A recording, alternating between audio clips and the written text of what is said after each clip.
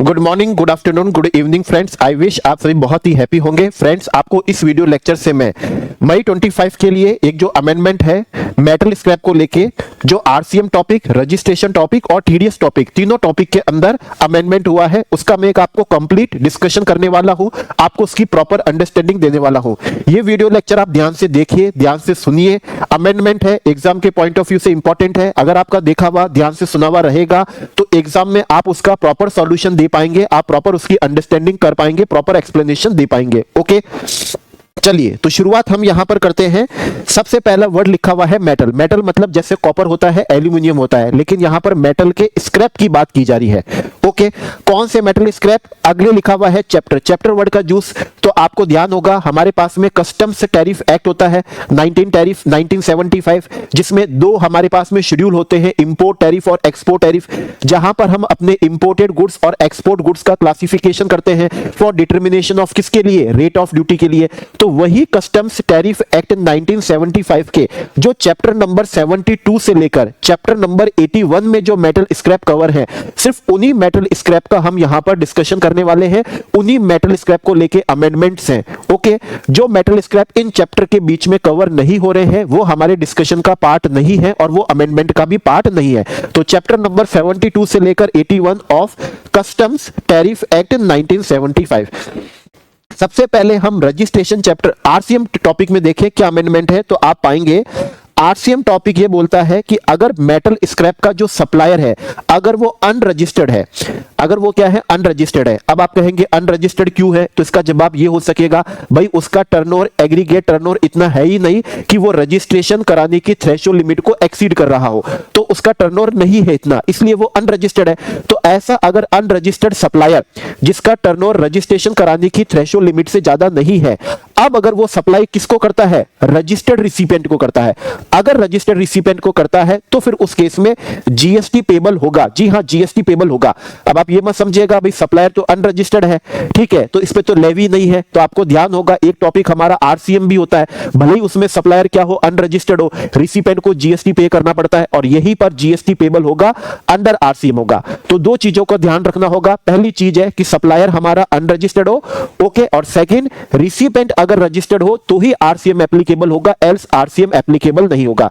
इसको और बेहतर तरीके से आपको मैं याद करा सकूंगा, आप समझिए। मैंने यहां पर आपके लिए लिखा है सप्लायर। अब कौन से सप्लायर को मैं यहां पर कवर कर रहा हूं, या फिर लॉ इस सप्लायर में किनको कवर कर रहा है? ऐसे सप्लायर जो अनरजिस्टर्ड है। क्यों अनरजिस्टर्ड है? भाई उनका टर्नओवर रजिस्ट्रेशन कराने की थ्रेशोल्ड लिमिट से ज्यादा नहीं है। अब वो मेटल स्क्रैप को क्या कर रहे हैं? सप्लाई कर रहे हैं। कौन से मेटल स्क्रैप? जो कस्टम्स टैरिफ एक्ट 1975 के चैप्टर नंबर 72 से लेकर चैप्टर नंबर 81 में कवर हो रहे हैं, सिर्फ वो मेटल स्क्रैप। अब अगर इनका रिसिपिएंट भी कौन है? अनरजिस्टर्ड है। अगर रिसिपिएंट भी अनरजिस्टर्ड है तो फिर उस केस में आरसीएम तो एप्लीकेबल हो ही नहीं सकता और एफसीएम भी एप्लीकेबल नहीं हो सकता, क्योंकि हमारा सप्लायर अनरजिस्टर्ड है। तो एफसीएम भी एप्लीकेबल नहीं है और इस केस में आरसीएम भी एप्लीकेबल नहीं है। जब दोनों ही एप्लीकेबल नहीं है तो इसका मतलब इस केस में कोई भी जीएसटी क्या नहीं होगा? पेबल नहीं होगा। कोई जीएसटी पेबल नहीं है, आरसीएम नहीं लगेगा, इस बात का आप बिल्कुल ध्यान रखिएगा। अब तीसरी चीज, बहुत इंपॉर्टेंट चीज है, बता रहा हूं। अब सप्लायर हमारा अगर रजिस्टर्ड है, अब आप कहेंगे कि सर हमने रजिस्ट्रेशन चैप्टर पढ़ा है, ओके, या मैं कहूंगा मैंने ही आपको रजिस्ट्रेशन टॉपिक समझाया और मैंने ही आपको समझाते समय यह कहा कि अगर कोई सप्लाई अंडर आरसीएम होती है, अगर कोई सप्लायर सिर्फ और सिर्फ मान लीजिए आरसीएम सप्लाई कर रहा है, तो भले ही उसका टर्नओवर रजिस्ट्रेशन कराने की थ्रेशोल्ड लिमिट को क्या कर जाए? एक्सीड कर जाए, उसको रजिस्ट्रेशन करवाने की रिक्वायरमेंट नहीं है। सेक्शन 23 सब सेक्शन 2 की पावर से एग्जामिनेशन नोटिफिकेशन आया हुआ है। ओके, अब आप कहेंगे कि भाई अगर मेटल स्क्रैप का सप्लायर है और उसकी सप्लाई पे मान लो आरसीएम ही एप्लीकेबल होता है, तो सप्लायर ने फिर रजिस्ट्रेशन क्यों कराया? तो अब आप इस बात का ध्यान से जवाब सुनिएगा। मैं यहां पर लिखता हूं ये एक्सेप्शन है। एक्सेप्शन का मतलब क्या हो गया? अपवाद हो गया। किस चीज का एक्सेप्शन है? ये एक्सेप्शन है नोटिफिकेशन नंबर 5/2017। ये 2017 में नोटिफिकेशन नंबर 5 का एक्सेप्शन है, जिस नोटिफिकेशन ने कहा था कि अगर आप सप्लाई अंडर आरसीएम कर रहे हैं तो इररेस्पेक्टिव ऑफ योर टर्नओवर आपको रजिस्ट्रेशन करवाने की रिक्वायरमेंट नहीं है। ये उस नोटिफिकेशन का क्या हो गया? एक्सेप्शन हो गया। इसका मतलब यहां पर यह हुआ कि अगर आप मेटल स्क्रैप के सप्लायर हो, जैसे ही आपका टर्नओवर क्या करा? एक्सीड करा रजिस्ट्रेशन कराने की थ्रेशोल्ड लिमिट को, जैसे आप पढ़ो क्या लिखा मैंने आपके लिए, इस अनरजिस्टर्ड मेटल स्क्रैप सप्लायर का क्या हो गया? Aggregate turnover. एक्सीड कर गया रजिस्ट्रेशन कराने की जो भी थ्रेशोल्ड लिमिट सी थी उसको एक्सीड कर गया, ओके, तो इसको क्या लेना पड़ जाएगा, रजिस्ट्रेशन लेना पड़ जाएगा।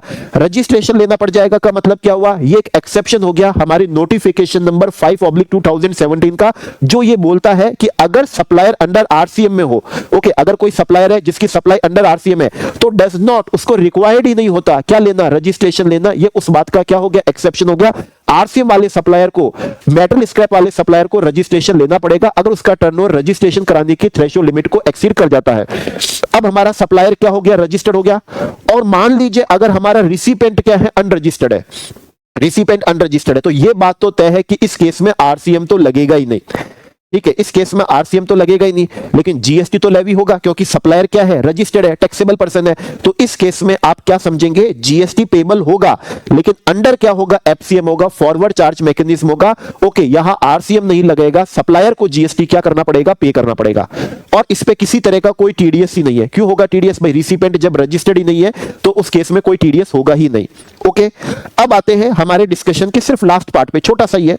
सप्लायर हमारा रजिस्टर्ड है, मेटल स्क्रैप का सप्लायर क्यों रजिस्टर्ड है, भाई हो सकता है उसका टर्नओवर रजिस्ट्रेशन कराने की थ्रेशोल्ड लिमिट को एक्सीड कर गया हो, तो भले ही अंडर सप्लाई अंडर आरसीएम है, लेकिन ये तो एक्सेप्शन है नोटिफिकेशन नंबर 5/2017 का। ऐसे मेटल स्क्रैप के सप्लायर को क्या लेना पड़ेगा, रजिस्ट्रेशन तो लेना पड़ेगा। तो हमारा सप्लायर क्या है, रजिस्टर्ड है। अब हमारा रिसिपेंट भी क्या है, रजिस्टर्ड है, रिसिपेंट रजिस्टर्ड है। अब आप सोचेंगे क्या इस केस में आरसीएम लगेगा क्या, आंसर इज नो। भाई आरसीएम तो तब लगता जब हमारा सप्लायर क्या होता, अनरजिस्टर्ड होता, और रिसिपेंट क्या होता, रजिस्टर्ड होता, तो उस केस में क्या लगता, आरसीएम लगता।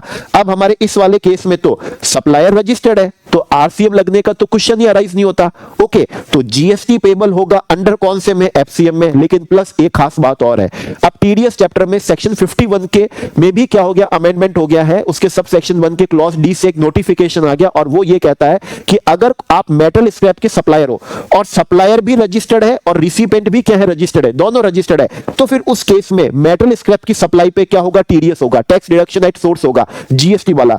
टीडीएस क्या होगा, रिक्वायर्ड होगा। कौन से सेक्शन से, ऑब्वियसली बात है जीएसटी का टीडीएस अंडर सेक्शन 51 से होता है।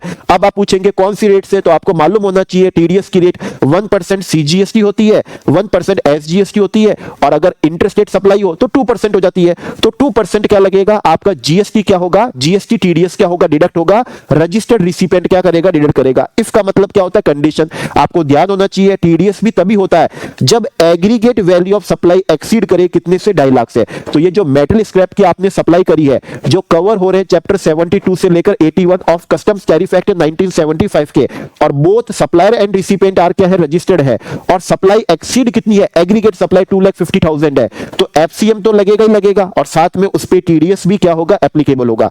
तो यहां पर आप देखेंगे तो मैंने 3 चीजें कवर करी। एक कवर करी है कौन से टॉपिक को लेके, आरसीएम टॉपिक को लेके। फिर मैंने एक आपको एक्सेप्शन भी बता दिया, जो हमारा नोटिफिकेशन कहता था भाई अगर सप्लाई सिर्फ आरसीएम वाली कर रहे हो तो रजिस्ट्रेशन करवाना रिक्वायर्ड नहीं है, लेकिन ये उस बात का एक्सेप्शन है, करवाना पड़ेगा आपको, मेटल स्क्रैप के सप्लायर को करवाना पड़ेगा। और तीसरा हुआ हमारा किसको लेके, टीडीएस को लेके। और ये तीनों ही मैंने आपको डायग्राम से बता दिए, ओके, तीनों ही। और 4 एग्जाम्पल ले दिए मैंने। पहला वाला एग्जाम्पल जहां सप्लायर भी हमारा क्या था, अनरजिस्टर्ड, रिसिपेंट भी अनरजिस्टर्ड, तो उस केस में तो कोई जीएसटी पेबल ही नहीं। सप्लायर अनरजिस्टर्ड था और रिसिपेंट रजिस्टर्ड था, तो उस केस में क्या लगेगा, आरसीएम लगेगा। तीसरा था सप्लायर हमारा क्या है, रजिस्टर्ड है, क्योंकि उसका टर्नओवर थ्रेशोल्ड लिमिट को एक्सीड कर गया, लेकिन रिसिपेंट अनरजिस्टर्ड है, तो उस केस में आरसीएम नहीं लग सकता, ना ही टीडीएस लगेगा। इस केस में जीएसटी पेबल होगा अंडर किस में, एफसीएम में। और चौथा एग्जांपल था जहां सप्लायर भी रजिस्टर्ड था, रिसिपेंट भी रजिस्टर्ड था, इस केस में आरसीएम नहीं होगा, क्या होगा, एफसीएम होगा, और रिसिपेंट को क्या करना होगा, टीडीएस करना होगा, अगर aggregate value of supply exceed करती है 2,50,000 से। तो ये 3 टॉपिक के जो अमेंडमेंट थे, मैंने सिर्फ एक ही पेज में डायग्रामेटिक नोट्स बना के, कॉम्पैक्ट बना के इसको बिल्कुल इजी कर दिया है। एग्जाम में आने के चांसेस हो सकते हैं इसके, क्योंकि 3 टॉपिक से रिलेटेड क्या बनते हैं, अमेंडमेंट बनते हैं। और किसको लेके, मेटल स्क्रैप को लेके, सिर्फ वही मेटल स्क्रैप जो कवर है चैप्टर नंबर 72 से लेकर चैप्टर नंबर 81 ऑफ कौन से, कस्टम्स टैरिफ एक्ट 1975 के। Okay friends, thank you friends.